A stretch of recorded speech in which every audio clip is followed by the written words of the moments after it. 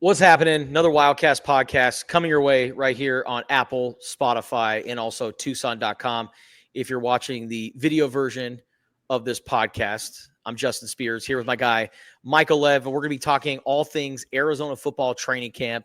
Now that we're officially a week in, Arizona's had 6 practices, and we've had a good look at the Wildcats. Tuesday night was the first time that we saw Arizona in full pads. And while it was really like a mix and match of the 2s and the 3s. It was mostly a really good time for the backups. Lots of interesting stuff that we took away from Arizona's first fully padded practice. But there were some other things in the previous 5 that were also very interesting. So kind of like the last episode that we recorded, my guy Michael Lev and I were going to go down position by position and look at all the Wildcats and see who's standing out and if there's any areas of concern as we approach the August 30th season opener against Hawaii. Now we're a little over 3 weeks away at the time that we are recording this podcast. So season is right around the corner. But Lev, I do think we should, start off on the offensive side of the ball and then work our way down to defense and special teams. Let's start off with the low-hanging fruit here in quarterbacks. And I think that, one thing that Seth Dagey said that was really interesting was when he first got to Arizona, he knew that Noah Fafita was special. He knew that was QB1.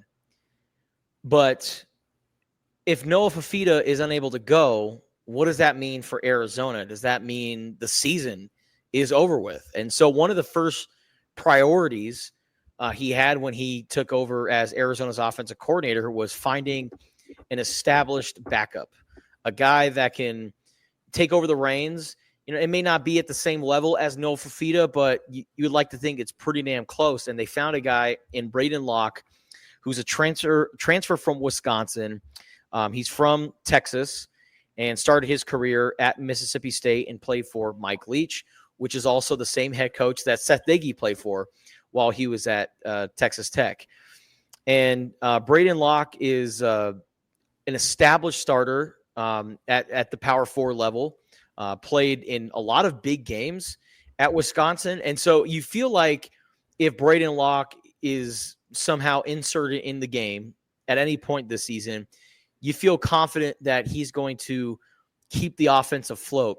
And I got to say, Lev, some of the throws that he has made in camp so far, I'm like, man, this dude could start at a lot of places, but he is Noah Fafita's backup. I mean, his accuracy is pretty damn good for a backup. And you actually tweeted this out earlier, and I agree with you that Braden Locke might be the best backup in the Big 12. Like, how many backups are thrown at that kind of level? It's been very impressive. I'm not going to lie. Yeah, I mean, I don't know who all the backups are necessarily. We haven't watched them practice on a day-to-day basis like we have Braden Locke. But if you just look at his resume, it's pretty impressive. I mean, he didn't put up amazing numbers at Wisconsin, but started at Wisconsin and played against some really big-time programs. He comes here in a situation where he knows that he's unlikely to be the starter, right? I mean, there's an established guy, as you said, a clear QB1, but he liked the fit. He had, something of a relationship with Seth Dagey from the recruitment days, and comes in here, and it's been a great fit. He and Noah are both very mature. It seems like they're both 30 years old when in actuality they're like 22, right? They just have that way of carrying themselves. And then last night during the scrimmage, man, Braden Locke, he was really making some gorgeous passes. He dropped one in the bucket on the right sideline to Brandon Phelps. And the last play of practice was a high point catch by, I want to say was it Devin Hyatt or Rex Haynes? I think it was, I want to say it was Rex Haynes. Yeah, I think it was Rex Haynes. Yeah. Who kind of looks like a tight end, honestly. Like he's a really big dude. Yeah. We'll get to tight end in a few minutes, but a beautiful like high point pinpoint throw on the sideline enabled his big receiver to go up and get the ball. Had some good throws over the middle too. So I feel really good about the depth at quarterback. Yeah. Noah Fafita's been a little bit up and down during camp. I thought Monday was really good, and then I thought Tuesday not quite as good, but it also seemed like they were running some weird plays. I don't know. They weren't throwing over the middle as much. I don't know. Maybe they were working on some specific stuff. You never know, like, what's on the agenda as far as the plays go. But I feel confident in Arizona's quarterback situation. And as you mentioned, that was a big priority for Seth Dagey. He had to fill out the room because when he got here, there were only two guys, basically, right? There was Noah Fafita and then incoming freshman Luke Haugo. Yep. And now they've got Braden Locke, who's got 2 years of eligibility, and Sawyer Anderson, a prolific freshman or prolific high school quarterback from Texas, who's a true freshman, who's kind of built like Noah. Like, he's a little undersized. He's got great movement skills. He can throw from different arm angles. Just sort of seems like a playmaker when I watch him. Yeah, and it was also the Tuesday practice was an opportunity for those backups to get in. And I thought Hago made some really good throws. Him and Isaiah Mizell had a nice connection there. And then I was really impressed with Mason Bray, the son of the late Heath Bray, who was a special teams and defensive standout. I think he also played on the offensive side of the ball while he was at Arizona. Heath Bray was like the ultimate Swiss Army knife, the ultimate Dick Tomey player, right? Like tough, hard-nosed, under-recruited, right? I think he joined as a walk-on. He epitomized the Dick Tomey era at Arizona. And Heath passed away, I believe, a couple of years ago, and Arizona added his son, Heath Bray, who had a really great career at Scottsdale Saguaro, won a state championship. And we hadn't really seen him in team periods. Like, he's mostly just been the guy that's in drills and, the one-on-ones and stuff like that. But we got a chance to see him in the team period. And not only did, he make a couple of nice throws, but he also took off on a couple too and picked up some first down. So, yeah, quarterback is in a really good spot for Arizona. From QB1 all the way down to the walk-ons. Yeah, Mason Bray, he looked like a good athlete. Yeah. And again, they're not going to tackle the quarterback in these scenarios, even the fourth or fifth string guys.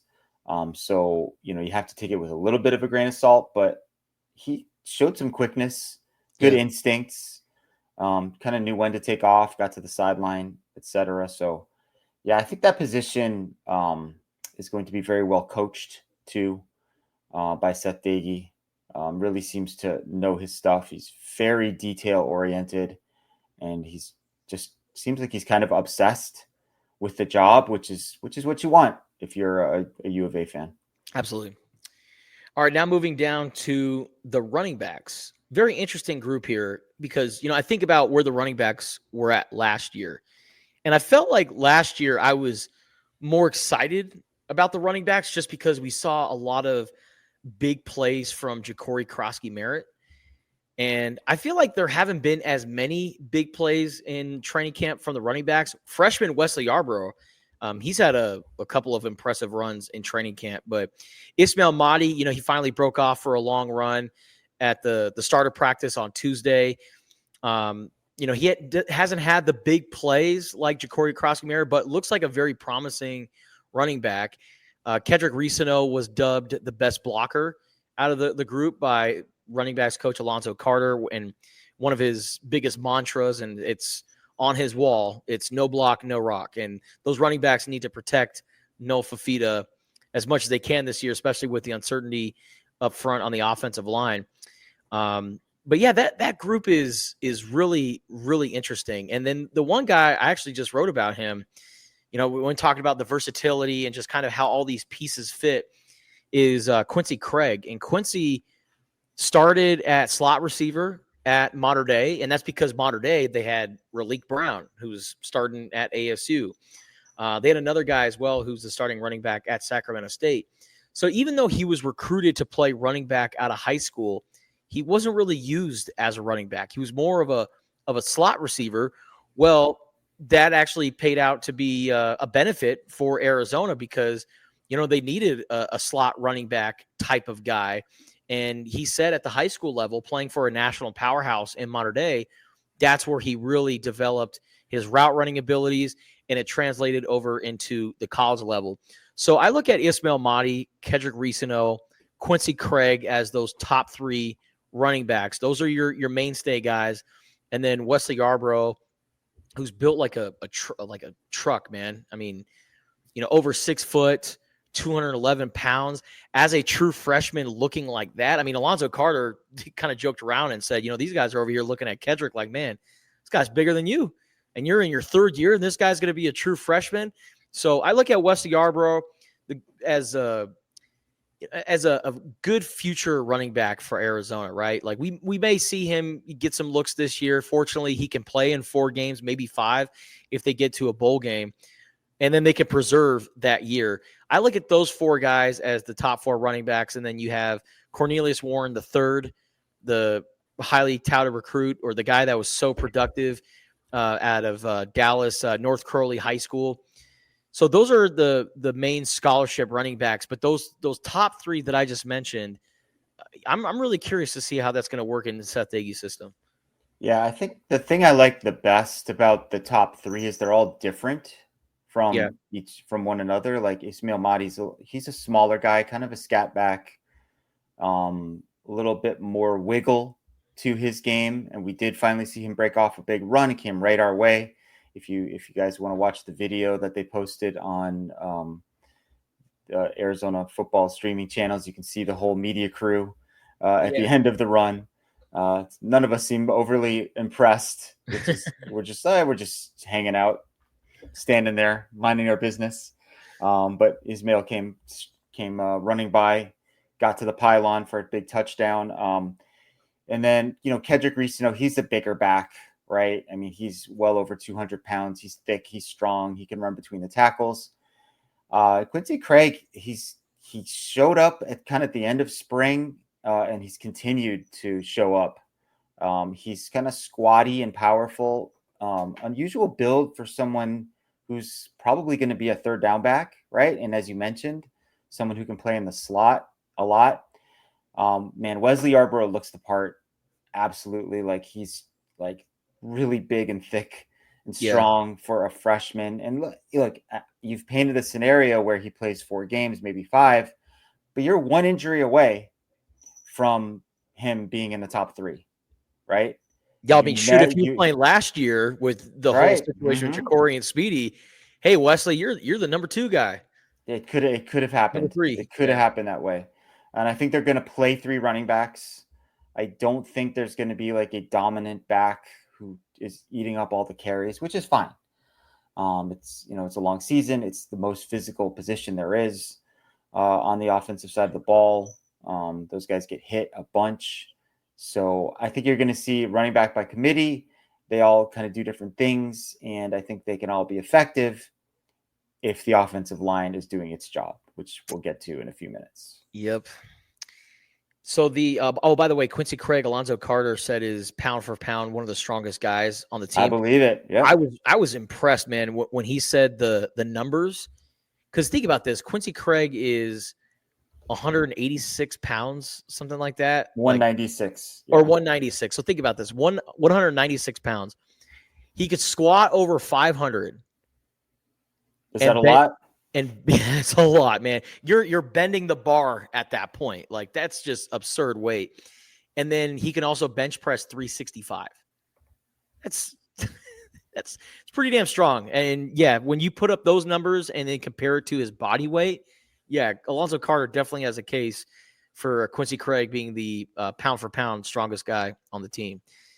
But moving down to tight ends, or wide receivers. Let's start off with wide receivers. We can maybe package them in with tight ends, but receivers is an interesting one because I can't tell you who is the clear-cut wide receiver one. Maybe Chris Hunter, just because he's had the few big plays in camp, right? He's had 3 really long touchdown catches from Noah Fafita. So, if you're going to say, okay, who's wide receiver one, I'll say, okay, Chris Hunter. But man, so many guys have made plays in camp. Like Trey Spivey has had a number of impressive catches. Chris Hudson, a little up and down, but man, when he's on, he's, one of arguably Arizona's top wide receivers. And then Luke Wysong, he may not start, but earlier on Wednesday, he was named to the Bolitnikoff Award preseason watch list. Like, this guy's on the Bolitnikoff watch list, and he may not start for Arizona. I mean, it just shows what kind of talent they have. And they've got really good freshmen in Gio Richardson and Isaiah Mizell.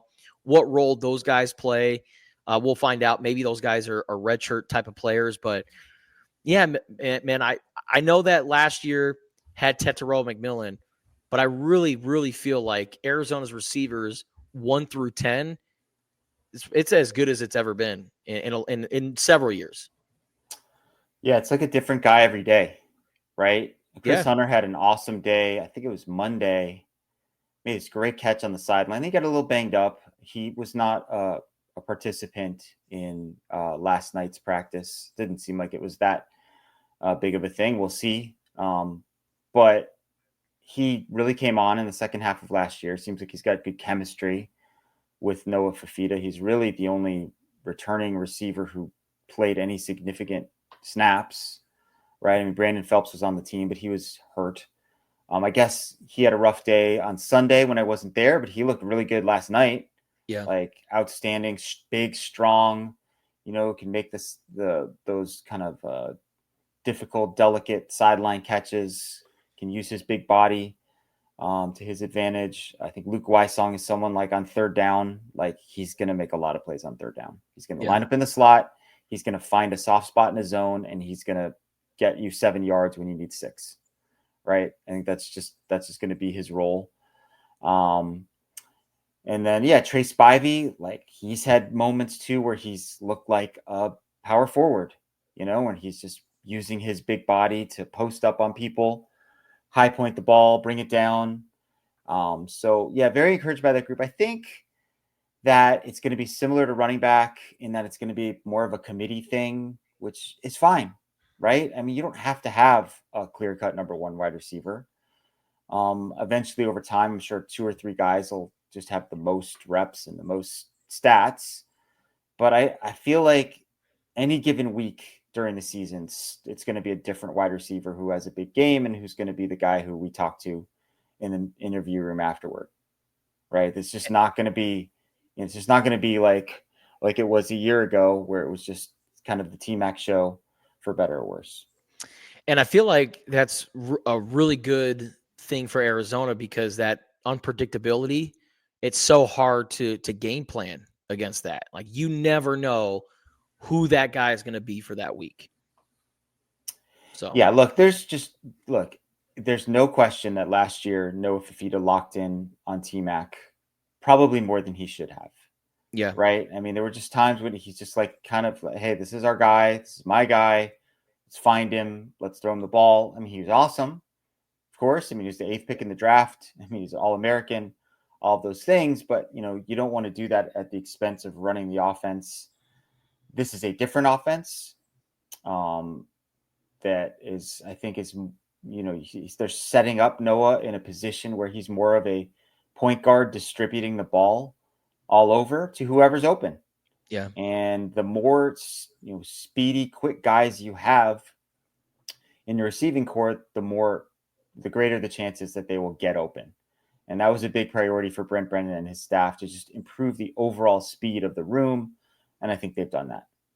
Like Jeremiah Patterson, for instance, as far as like Arizona's, the pecking order of Arizona's receivers last year, where would you put Jeremiah Patterson? Maybe 3rd, 4th? Last year?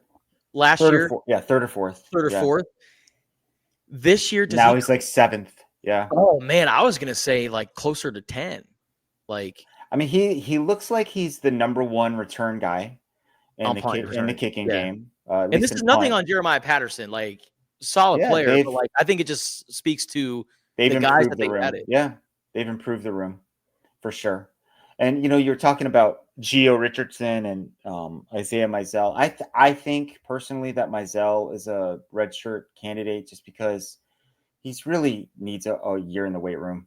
Yeah. He's listed at 6'1", 164. I mean, you see the speed, how he can go over the top and separate from people, but you got to build up your body to play Division I college football, and he just doesn't look like he's ready to me.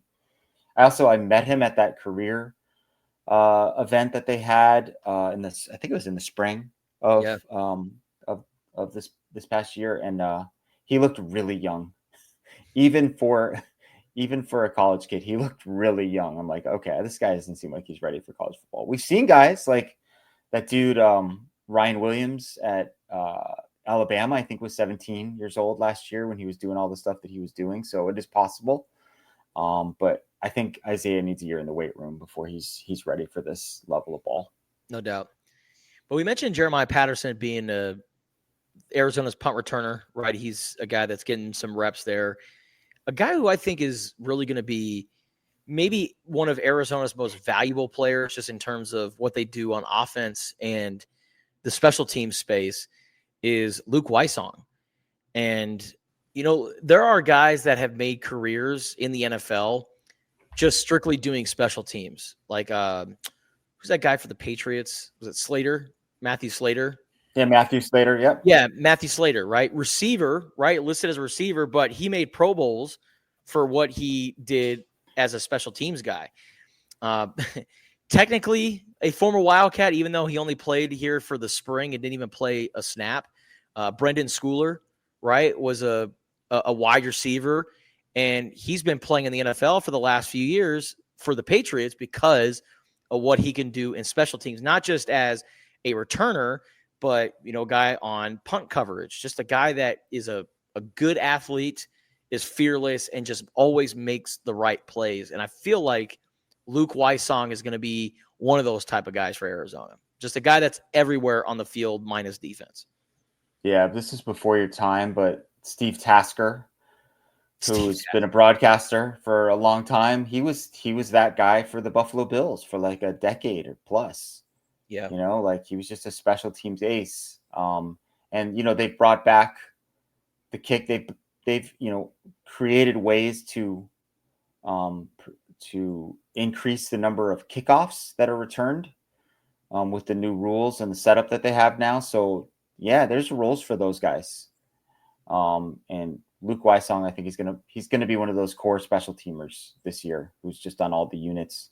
We didn't mention Javen Watley either. Yeah, no. I think a little bit up and down in camp in terms of catching the ball, but when he does secure it, man, he is really quick, really explosive.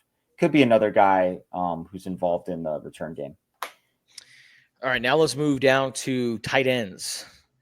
Tight ends is very interesting, and there have been guys that are in and out of the lineup, but it's good to see Cam Burnett back with Arizona. Tyler Powell and Keem Burnett and Sam Olsen, those guys look like the three leaders in the clubhouse when it comes to Arizona's tight ends group. And then, you got some interesting prospects like Cameron Barmore, transfer from Mercyhurst, who had a really quiet spring. And kind of got nudged down the depth chart a little bit. Now that he's been here for several months, maybe he starts to feel more comfortable, right? These coaches have said that, some of these guys, when they first got here, they were just overthinking it because it's their first time at this level. It's their first time at Arizona. Like Ismail Mahdi in the spring was a little overwhelmed and then had to kind of settle down a little bit and is now looking like the Ismail Mahdi that we saw at Texas State. Maybe Cameron Barmore, right? Coming from Mercyhurst to Arizona, I'm sure that is a culture shock for him. And I'm sure it's, taking some time to get used to everything. And then Kellen Ford, the true freshman from Northern California, who looks the part of a Power 4 football player. Like he looks like he could play right now. I don't really know what to make out of the tight ends just because, we've only seen them for a week. But they're going to be a big part of Seth Daigie's offense, no doubt about that. Yeah, Keem Burnett suffered a little setback on Monday. Got hurt during a drill. Wasn't able to participate yesterday. We'll see how long he's out for. This is obviously a critical year for him. Yeah. Kind of, assuming that he's able to be healthy enough for the season, hit his last year of college football. He's a big time recruit, hasn't really lived up to his potential as of yet. Needs to prove that he can stay healthy. That's a big thing for him. I would say as of right now, based on injuries and reps and all that stuff, Tyler Powell and Sam Olsen are 1 and 2 Yeah. at this moment, subject to change. Cameron Barmore played more last night than I think we've seen him. And it's probably a good sign that the coaches just aren't yelling at him constantly throughout practice, which was kind of like what it was in spring, right? I mean, it seemed like he could do no right in spring. And so maybe he's settled in a little bit, which would be a good thing because he had some really like interesting film, as kind of one of those guys who could split out into the slot and just be a mismatch. But the game has to slow down for you. Like you said, you can't be thinking out there or you're doomed. So maybe it is slowing down. You can just trust in what you're doing, let your athletic ability sort of take care of itself out there. Kellen Ford, I think in a dream world, he was redshirting this year, and is the tight end of the future, right? Because both I think Sam Olsen and Kean Burnett are both in their last years, right? And Barmore too, I believe. Is Barmore too? Okay, Yeah. so there's going to be a lot of opportunities that's correct. Yes, so there's going to be a lot of opportunities next year, Him and Tyler Powell. for tight ends. Tyler Powell will be kind of the old guy, and Kellen Ford might be his understudy, if the progression works the way that you draw it out on paper. But yeah, a little banged up at that position. They haven't gotten a ton of action in the passing game, but they'll be involved to be sure. This for the most part, I think is going to be a 3 wide, 1 tight end, 1 running back, but they do 2 tight ends at times too. And we haven't really seen their goal line packages yet. We saw a little bit of that in the spring, and they had 3 tight ends out there. They classify Caden Luke as a tight end. He's really kind of more of a fullback or an H-back. We saw him in the backfield a little bit last night. I guess that would be a pistol 2-back set where Caden Luke is kind of, basically playing a blocking fullback role. And you don't want to see him coming at you if you're a linebacker or a safety or a corner or D on a play on the edge, even a D end. Yeah, even he lit up somebody last night. Oh well, speaking of blocking, this is the most important position group on Arizona's team right now, and the one that everyone is really talking about, the O-line. And right now, what we do know is that, like, if I were to say these guys are surefire starters for August 30th at their current position, Kaina DeCambra at center. Agreed. Yep. Alexander Deuced at right guard. Agreed. And that's all I got.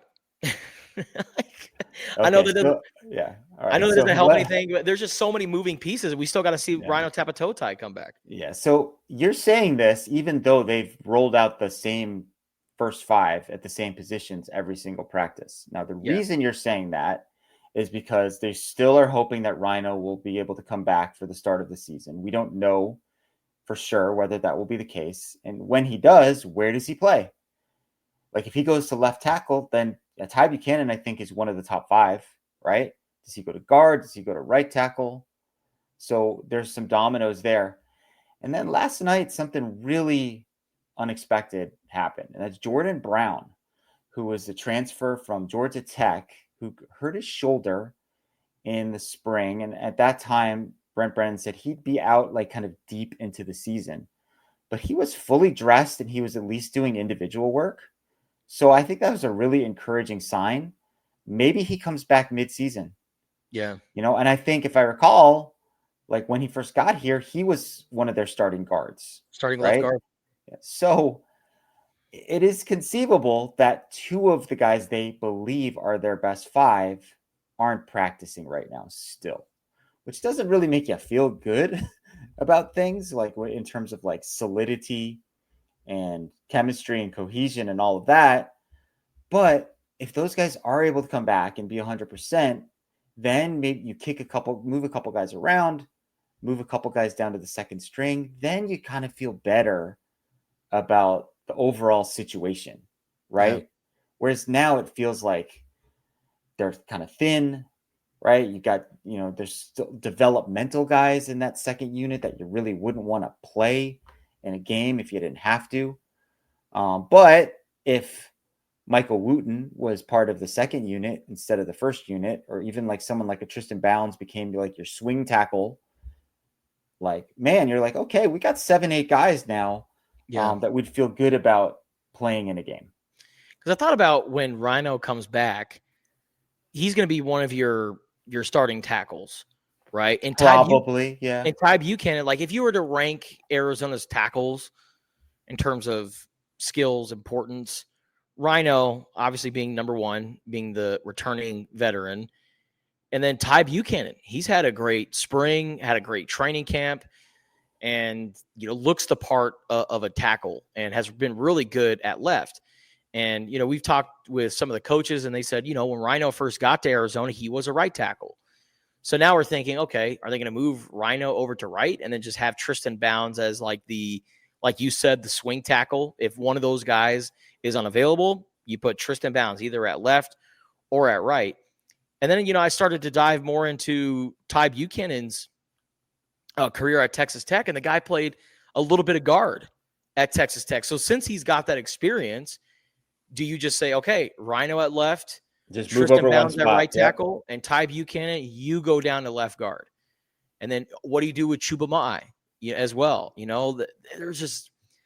There's a lot of moving pieces right now. And then that Jordan Brown thing, like you said, was very interesting because we were told maybe the last quarter of the season. Like I was projecting him to come back in like November or something like that, and just maybe play a couple of games, redshirt this year. I don't know if he still has the ability to redshirt, and then just get ready for next season. So yeah, there's a lot of moving pieces right now. I honestly couldn't tell you. We've said this before. I would probably project a starting lineup of Rhino Tapatotai, Chuba Mai, Kaina DeCambra, Alexander Deuce, and Tristan Bounds.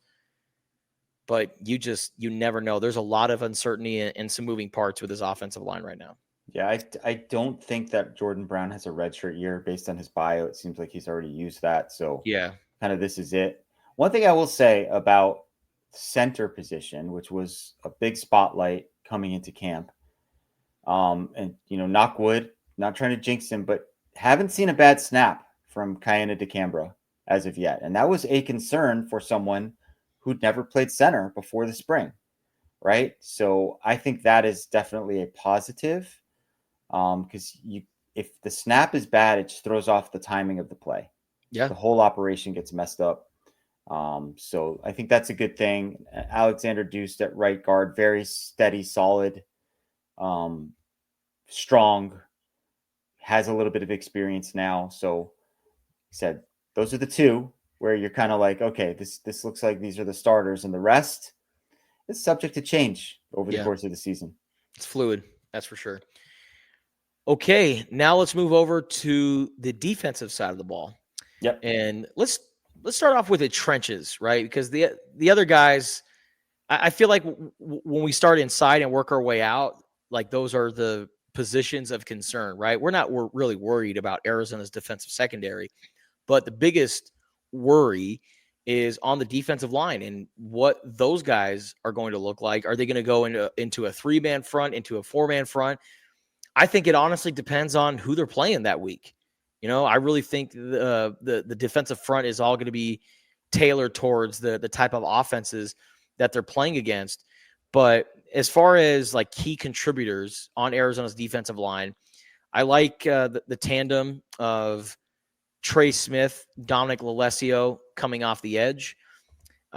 We've seen some good stuff from the twos, right? The backups. I think Edowa Akunde, the redshirt freshman from Texas, he's really starting to emerge.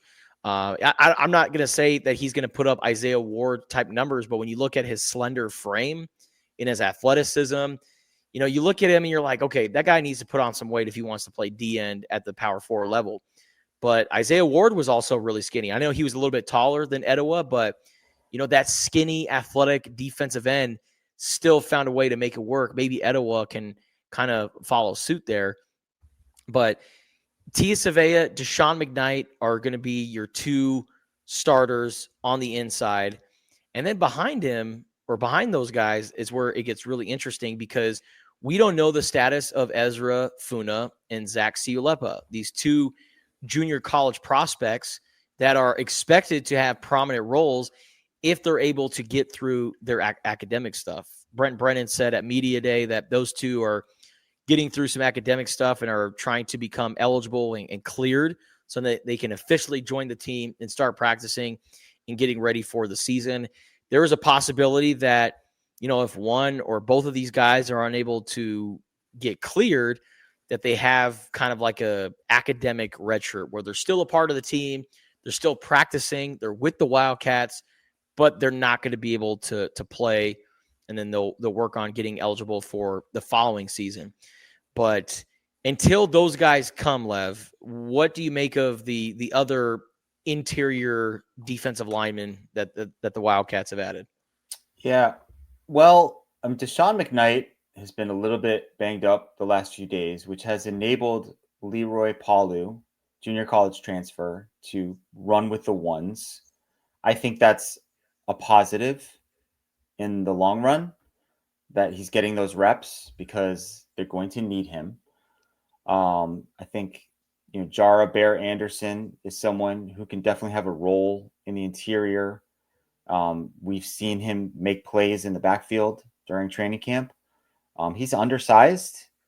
He's in like the 270 range, but really quick. They've used the word twitchy to describe him. Yeah. The Chancellor Owens is getting some looks on the inside. They say he's one of the strongest players on the team, if not the strongest player on the team, but he's raw, right? Like technique wise. But hey, just keep working, keep pounding rocks, right? Keep developing, and he might turn into something because like frame wise, like he looks like what you want a defensive tackle to look like. Yep. The one who has encouraged me the most during training camp is actually Malachi Bailey, who was a defensive end transfer from Alcorn State, right? Yep. Shout out to Steve McNair. He did absolutely nothing of note in training camp, in spring ball, I should say, at least that we saw, right? And we watched pretty much every rep of every practice. Like it just was not noticeable, was not getting snaps with the ones or twos. He's been with the twos pretty regularly. And maybe like you were kind of referencing with Cameron Barmore, maybe this is one of those cases where it was a little overwhelming at first, right? To move up from that level to this level. And maybe it's starting to click for him a little bit. If he could be a thing and play like 20, 25 snaps a game and be effective, I think that would be a huge boost for them because he put up crazy numbers at Alcorn State. Like he had 28 sacks in 34 games for Alcorn, 46 and a half tackles for loss. So there's talent there. Yep. Right. It's a matter of kind of figuring it out. He's built much differently than Edua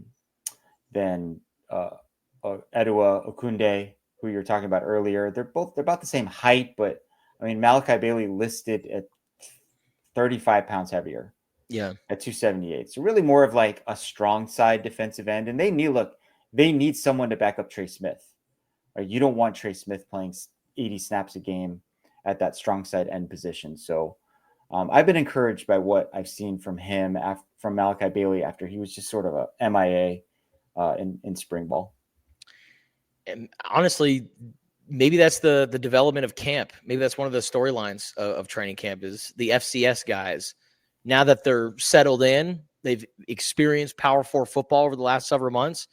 Maybe that's all they needed. And Malachi Bailey, I think he's kind of the perfect defensive lineman for what Danny Gonzalez wants to do, because like he's thick enough to play defensive tackle, but he's also athletic enough and twitchy enough to play defensive end. And when Danny Gonzalez rolls out a 3-3-5, maybe that's the kind of body type that you would want out there. A guy that could play DN, but also a guy that can slide down and maybe play that 3 technique.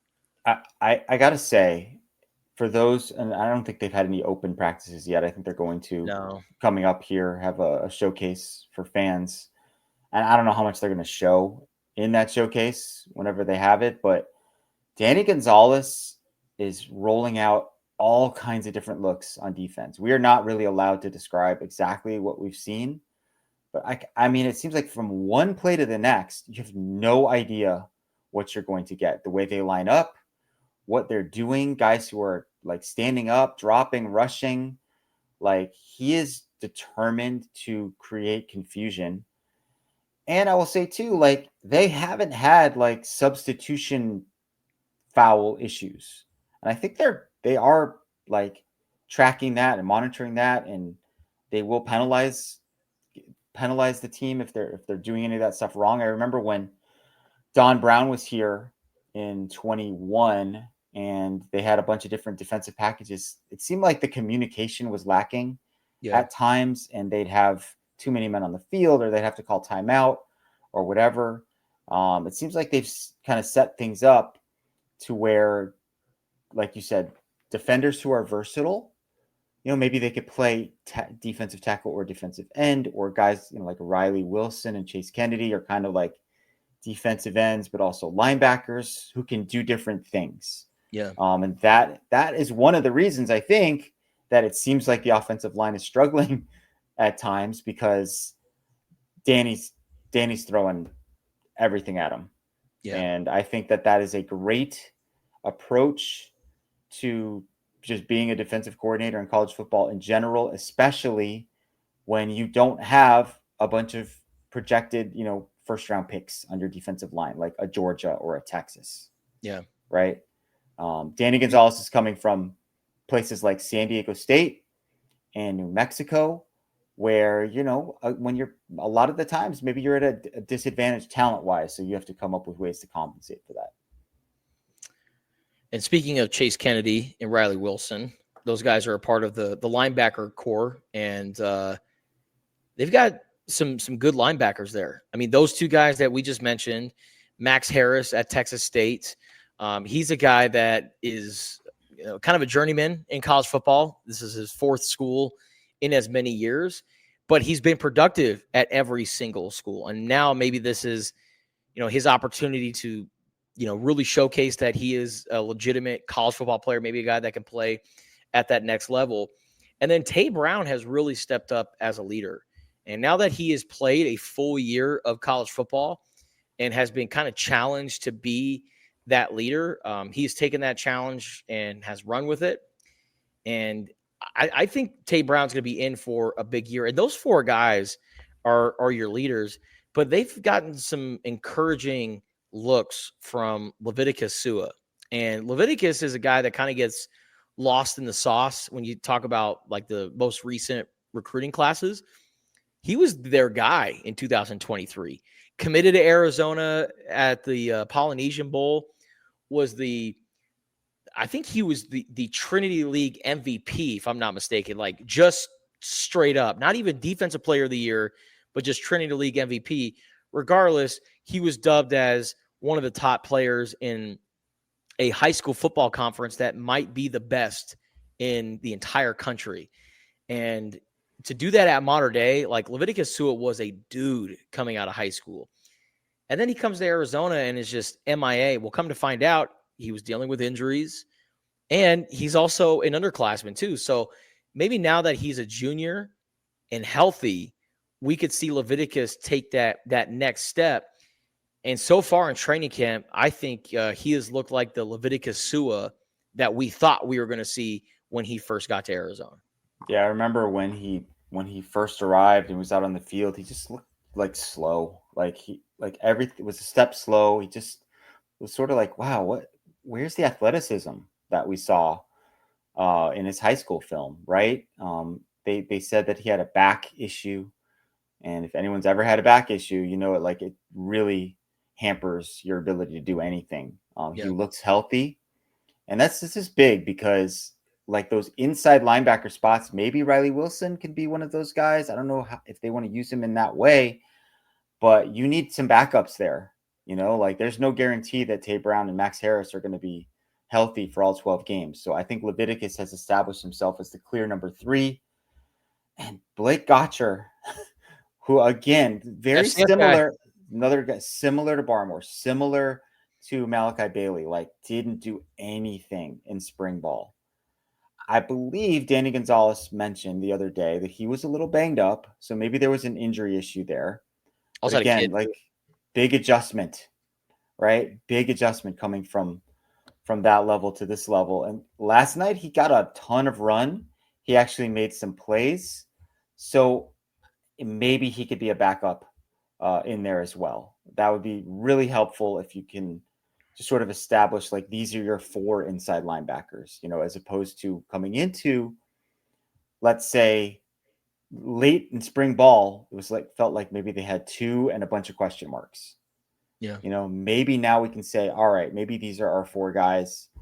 We haven't seen freshman Myron Robinson really do much of anything. He's dealing with some sort of injury issue and working his way back. He was dressed last night, so maybe he's close to getting out there. That's someone that, among those freshmen that I think we thought could break through and actually play in his first year. Now, who knows? I think it, depends on how healthy he is, how the guys in front of him are doing, how healthy they remain. But I was definitely concerned about the depth at that position for a while there. And I feel a little bit better about it after some recent developments. I mean, shoot, walk on Dominic Hanger was like one of the top defensive standouts. Sure, I know. Which Tuesday. is like, is that like great for Dominic? But you're sort of like, okay, this guy's not supposed to be getting significant reps. Like, I don't know, maybe it's a breakthrough for him. Maybe he's one of those guys who is going to go from, walk on to scholarship, that kind of thing. But yeah, of course, and as we mentioned before too, a lot of this depends on the front. Like the front has to do its job so that the linebackers can do their job. And if they're getting blown off the ball and running back is running through a huge hole with no obstruction, not getting touched, any linebacker is going to struggle in that situation. So we'll see how that all plays out. Now moving on to what is probably the deepest position group with the Wildcats, defensive backs. Genesis Smith, Dalton Johnson, those are your 2 starters at safety. I would envision Treydon Stukes when he comes back from his injury that he will be Arizona's starting nickel. And Gavin Hunter has been getting a lot of run at that starting nickel spot. And in the spring, Aiden Garnes was kind of like that Stukes backup. Like he's going to play the nickel. He's got a lot of experience at it, playing at West Virginia and also at Duquesne. But lately, Aiden Garnes out there on the outside, Michael Dansby across the way over the transfer from San Jose State. He's also been getting a lot of run with the starters. Lev, if you were to tell me at the end of spring, who are you banking on to be the starting cornerbacks for Arizona, I would have said Javion Cole, Marquise Groves-Killebrew. Now, I'm not so sure, but that's a good problem for Arizona because – those other 2 guys that I just mentioned, in Cole and Marquise Groves-Killebrew, even if they, somehow don't start, you have 4 really good cornerbacks, and then these freshmen that are coming up, man. These guys are physical, they're fearless. Yeah, they need some work in the weight room, but man, those cornerbacks, that was an interesting position going into training camp, and I feel really good. I feel really, really good about that spot. What's the line from Hamilton? Young, scrappy, and hungry. Yep, that's how I would describe the freshman from Texas. But we'll get to them in a minute. We came into training camp talking about how great their depth was at safety, right? Now I feel like we can apply the same description to cornerback. Man, Michael Dansby's been terrific. Really seems like he is One of their like top DBs in camp, in my broken opinion. out. Yeah, for sure. And Aiden Garnes, and if you looked at his numbers from West Virginia, it seemed like he'd be more effective he was more effective in the slot than outside. He's been really good on the outside.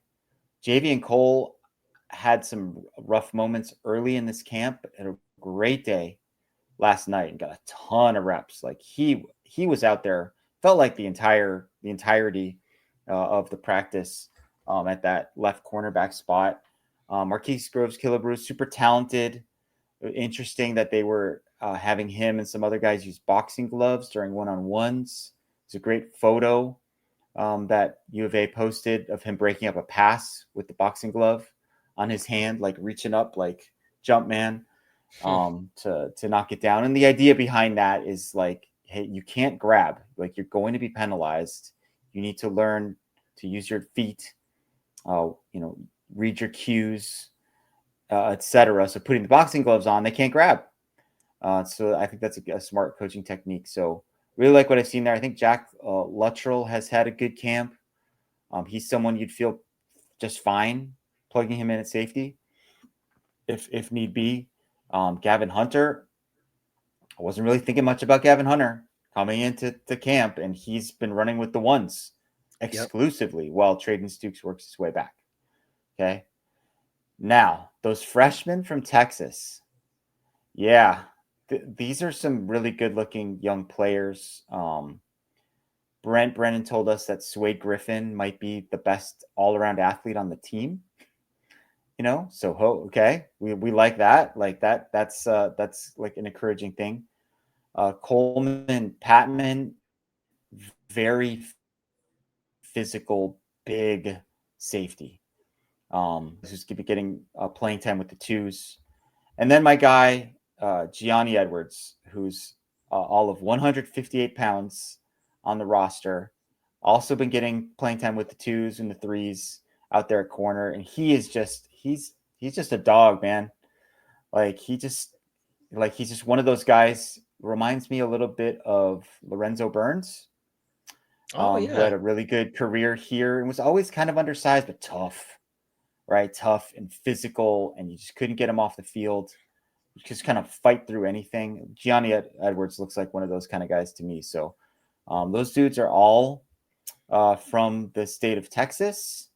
And there's another one too, Kason Brown, who they brought in, another freshman defensive back from Texas. And, one of the things they're looking for in players, right? Or two of the things, tough and do they love football? Check. Most of the guys you bring in from Texas are gonna check those two boxes, and these guys seem like they do so far. Man, poor Lorenzo Burns, man. I always think of the 70-7 graphic. It's like he didn't ask for this, man. Why do you got to put him on the score graphic? But yeah, I've been very encouraged by Arizona's defensive backs in training camp so far. Now, let's talk about the kicking game real quick, Lev. I thought it was, Michael Sagana Medina, he was either going to start at punter, start at kicker. I mean, that still could very well be the case.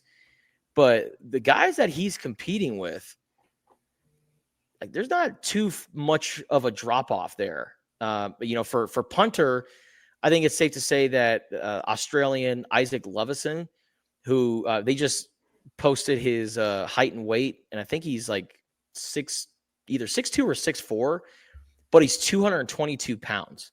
So he is built like a linebacker, essentially, and he's back there punting the football. Little inconsistent. Like when he booms it, I mean, he could kick the hell out of the football. And I think once he finds that consistency, whether they have him more as like a traditional punter or if they, kind of do rugby style where they have him roll out for a little bit. I think once they find that consistency, I think that guy's going to be your starting punter. And then I thought, Michael Sagana Medina was going to be your starting place kicker, but it's a Tyler Perjune guy. This guy that they added from Carlsbad, California. He's originally, or his dad used to kick for the Arizona Wildcats back in the day. He had a really good showing on Tuesday. I mean, he was, I think, 3 for 4, but, showed off his leg over the last couple of practices, made one from 45, made one from 42. So even as a walk-on freshman, he's got that length, obviously not at the Tyler Loop level, but you feel confident in him being able to step out and kick it. And Michael Salgado Medina, I feel like over the last couple of practices, they've essentially been neck and neck, albeit Salgado Medina did make that 52-yarder at the end of the session. So there's that as well. Yeah, I think the competition at place kicker is real. It's real. Like Michael Salgado Medina kind of came in as the favorite, but Tyler Pursoon has made up ground. And I think that's just going to go down to the wire, And even during the season, if whoever wins the job isn't performing, I don't think they'd hesitate to maybe go look in another direction. I think Isaac Lovison is going to be the punter. The one thing I look at when I watch him and Michael Salgado Medina is just how quickly they get the ball off, and the operation with Lovison is quicker. Yeah. Like Michael Salgado Medina is just a little bit mechanical, a little bit slower. You worry about the punt getting blocked. I don't know. Maybe it happened once last year, but it felt like it almost happened a bunch of times. And like you said, Lovison, a little bit inconsistent, but really some good hang times.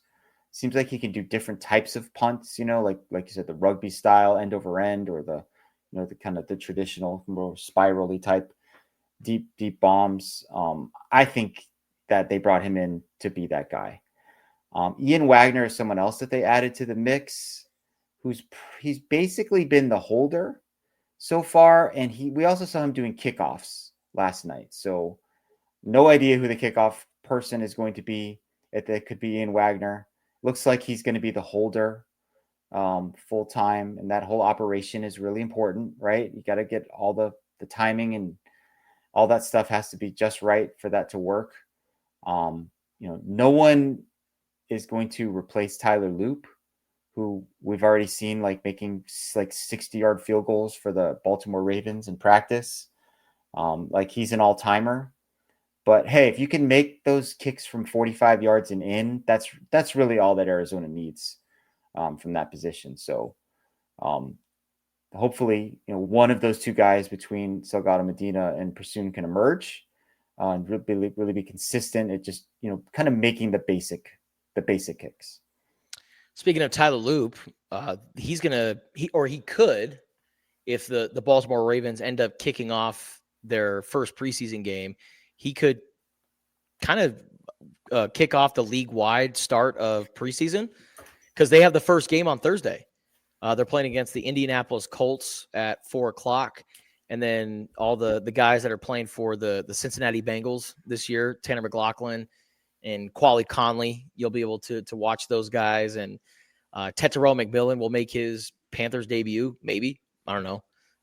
Preseason's always so weird because the stars sit out. But I feel like T-Mac being a rookie, I feel like you're going to see him play.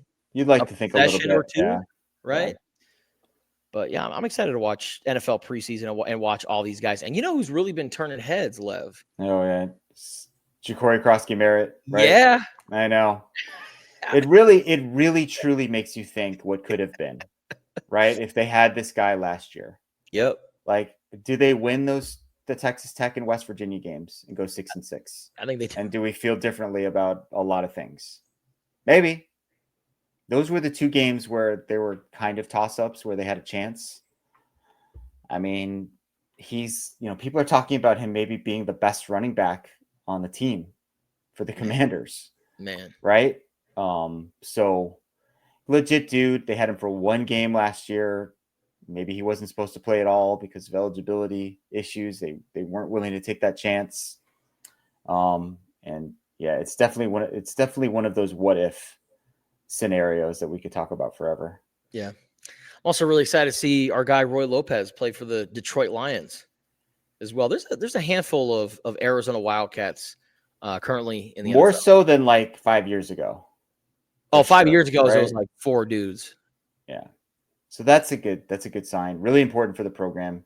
You Yep. gotta put players in the league, because that's what everyone wants. If only a very small percentage make it, but they all want to do it. They all think they can do it. And you have to create a situation where they have the best chance to reach their potential and develop. NFL preseason week 1, that starts up this week, getting started with the Baltimore Ravens against the Indianapolis Colts. And that's on Thursday. And then there will be games all throughout the weekend. And then we've got week 2 of Arizona football training camp. We're just a little over 3 weeks away from the Arizona football season opener against Hawaii. You can check out my work, check out Lev's column. Lev just wrote a column on the Wildcats focused on the process. Trust the process. I love that you made that reference to the Philadelphia 76ers, Lev. Trust the process. They were so focused on the results and the outcome that even the wins, it didn't feel good. And so now they're focused on, it's like Phil Jackson, man. Zen, being present, being in the moment, focusing on where your feet are at. And maybe that's the recipe for success for Arizona. But Lev had a great column. Check it out on Tucson.com and the Wildcaster mobile app. And also check out all of our Arizona football coverage on those platforms. And don't forget to subscribe, rate, and comment the Wildcast podcast on Apple and Spotify. And check us out on Tucson.com.